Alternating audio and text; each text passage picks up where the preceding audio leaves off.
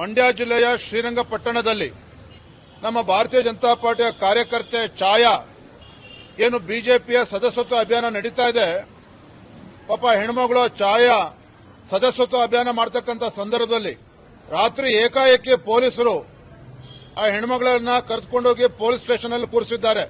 FIR register ಮಾಡ್ತೇವೆ ಅಂತೇಳಿ ಹೇಳಿದ್ದಾರೆ. ತಕ್ಷಣ ನಮ್ಮ ಕಾರ್ಯಕರ್ತರು, ಪಕ್ಷದ ಮುಖಂಡರು ಎಲ್ಲ ಕೂಡ ಪೊಲೀಸ್ ಸ್ಟೇಷನ್ಗೆ ಧಾವಿಸಿ ಹೋದಾಗ ಕಾರಣ ಏನು ಅಂತ ಕೇಳಿದ್ರೆ ಓಟಿಪಿಗಳು ಡೌನ್ಲೋಡ್ ಮಾಡ್ಕೊಳ್ತಾ ಇದಾರೆ ಅಂತೇಳಿ ಏನೇನೋ ಕಥೆಗಳು ಹೇಳ್ಕೊಂಡು ಆ ಹೆಣ್ಮಗಳನ್ನ ಪೊಲೀಸ್ ಸ್ಟೇಷನ್ ರಾತ್ರಿ 12 ಗಂಟೆ ತನಕ ಕೂರಿಸಿಕೊಂಡು ಇವತ್ತು ದಬ್ಬಾಳಿಕೆ ಮಾಡತಕ್ಕಂಥ ಕೆಲಸ ಪೊಲೀಸರು ಮಾಡಿರ್ತಕ್ಕಂಥದ್ದು. ರಾಜ್ಯದಲ್ಲಿ ಕಾಂಗ್ರೆಸ್ ಸರ್ಕಾರ ಅಧಿಕಾರದಲ್ಲಿದೆ ಎನ್ನುವ ಕಾರಣಕ್ಕೆ ಈ ರೀತಿ ಪದೇ ಪದೇ ಬಿಜೆಪಿ ಕಾರ್ಯಕರ್ತರ ಮೇಲೆ ದಬ್ಬಾಳಿಕೆ ಮಾಡ್ತಾ ಇರ್ತಕ್ಕಂಥದ್ದು ಅಕ್ಷಮ್ಯ ಅಪರಾಧ.